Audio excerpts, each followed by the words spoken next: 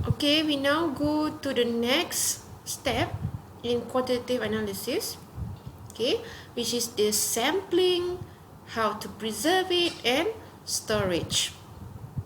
Okay, for the sake of discussion, I will skip sampling because sampling I already dedicated the slides for each type of element. For example, how to sample solid, okay, liquid, and gas. Okay, so I will go into preservation and how you want to store it before you go into the lab and do your sample preparation. Okay, why you want to properly store it and preserve it? As you learn in CSI later, okay, the same thing is to preserve the nature of analyte contained in the sample as similar as possible during sampling process. Okay, if you have blood, you want to know how I can retain the analyte inside the blood, for example cocaine, or for example poison inside it, to be the same when you sample it until you run the analysis. Usually you have to think on how to store and preserve that can prolong until several months. Okay, remember the whole chemical analysis will take at least few weeks to months. Okay, sample container can introduce contamination.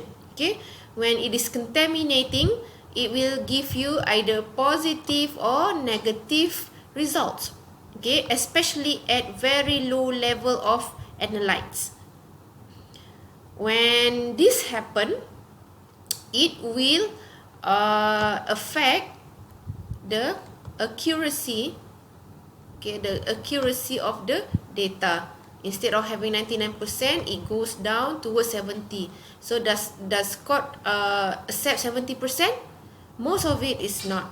Okay, so the preservation starts from how you store the sample.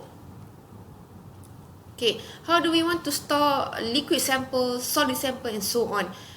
Usually it is by refrigerating it or freezing it from after you collect until the time of analysis. Usually is 18 degrees C, minus 18 degrees C. Sometimes it can go down to 24 degrees C. Okay, is 10 degrees C okay? Is 18 degrees C okay? Is up to the nature of the analyte and also sample. Okay, is it only enough if we refrigerate and freeze? Most of the analyte is okay, but when you are dealing with metals, you want to acidify the metals with 10% of nitric acid, because metals can precipitate at high pH. At high pH, it starts to precipitate like this, so precipitate inside the bottle, and when you want to analyze, this cannot be injected inside the instrument anymore. So this is preservation. And then how to bottle them. Okay, if it's a hydrocarbon sample, for example the oil spillage in the Gulf of Mexico oil spillage event, you want to use metal container so that the hydrocarbon won't stick. Okay, it won't stick on the metal container. Okay, and also it is safer like that. What if you have a very light sensitive sample? For example, apa, dye compound, okay, like a food dye and so on. You want to put it inside amber vial. And for inorganic trace analysis, for example metals heavy metal and so on, you want to use polyethylene bottle. So we go to the heart of the of this whole topic, sample preparation. Okay, why do we want to spend our days and our weeks on sample preparation? The objective is to obtain a clean sample. When you have only analyte, only that analyte inside your bottle or sample, your life will be easier, and you won't have any headache to deal with the matrix. Okay, you only want the targeted analyte. Okay, the targeted analyte means that is the one that you want the answer of, okay, before inject into instrument. And also during sample preparation, we want to decrease the size of the sample. For example, you take 1 liter of lake water. The lake water contain a lot of mercury, okay, and this is 1 liter. Do you think you can inject 1 liter inside instrument? Of course not. So you want to reduce the size maybe down to 1 ml. Okay, but still taking all this mercury amount in 1 liter and make it inside 1 ml. That's what we call as pre-concentration. We pre-concentrate it by eliminating the volume, the 999 ml of water. Okay, so we want to discard this and then only get this one. Okay, so this is the example of on how to sample prepare, to prepare solid sample. For example, this fish over here, you can do open digestion or closed digestion. We will go into that later.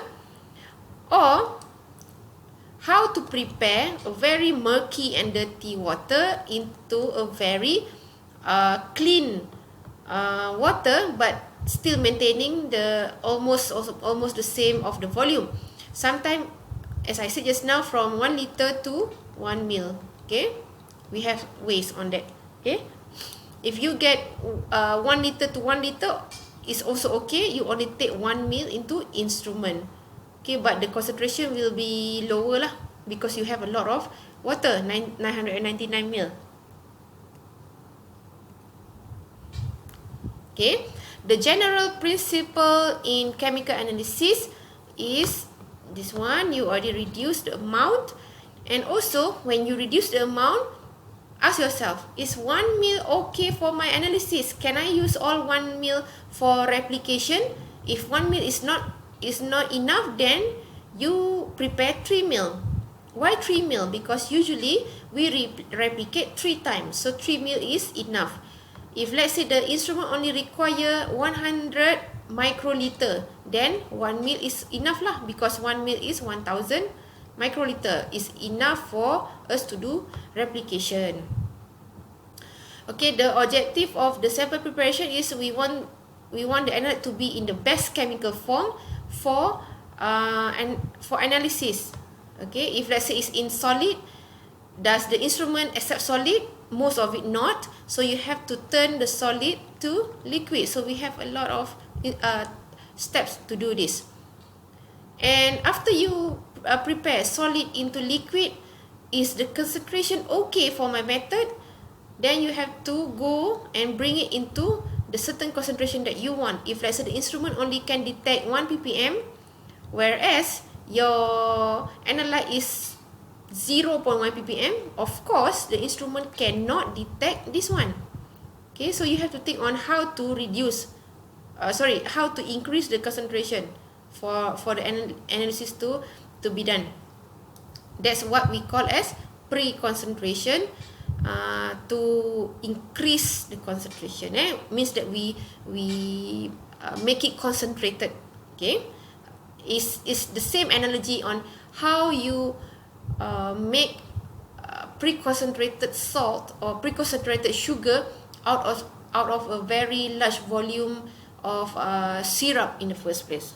Okay, first we go into the first category. Okay, just now I said to you, I skip on the sampling, right? On the sampling, so that I can discuss it according to the type of sample. Now we go into solid sample. When we talk about solid sample, for example, seafood, okay, it can also go into like drug powder, okay, and then we have food and beverage. Okay, for civil cases, we have tobacco, everything lah. So this is solid sample, but the analyte inside it will be formed into solution. Understand Most of instrument cannot accept solid sample, cannot accept. So we have to turn it into liquid sample. Okay, so this first step over here, I already jump into preservation because sampling have been skipped. I will show in the next slide. Okay, after you sample your solid sample, you have to cut and grind. Why cut and grind? Because we want to make it into smaller pieces. After you cut and grind, can also dry in oven or vacuum. And then when you have a dry mass, for example seafood is watery kan, so you can dry and then you can get suitable mass. Okay, when you have a powder of fish sample, which one do you want to take? This one, or this one? We don't know, right? So the best thing is what you can do is cone and quartering. Okay, you make a cone and you divide into a certain portion, and then before that you flatten and then you divide by 4.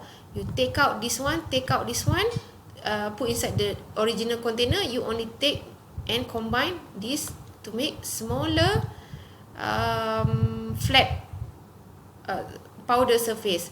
Then you cut, take, and then smaller, cut, and then smaller, until it's suitable for analysis.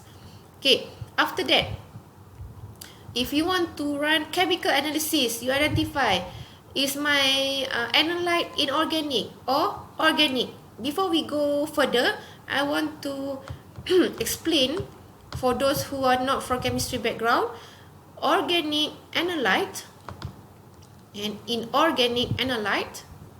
Okay, organic analyte are the chemical compound that consists of carbon, hydrogen, oxygen only, and sometimes can be added with nitrogen and sulfur. So if you have this inside your in your chemical compound, that's what we call as organic.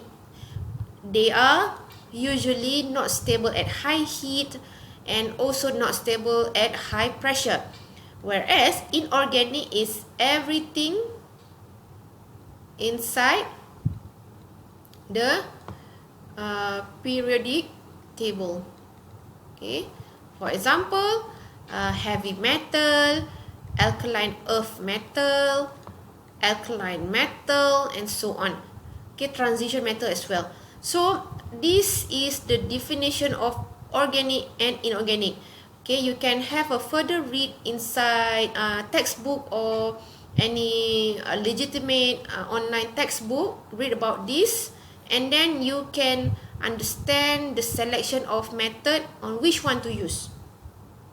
Okay, inorganic analyte usually can withstand high temperature, can withstand high pressure, and usually it is difficult to prepare them into desired manner. Why? Because they are really good stable at high temperature and pressure. So we have to think on how to get the analyte out of the sample. Okay, for organic, okay, I will stop here and discuss in next slide. Okay.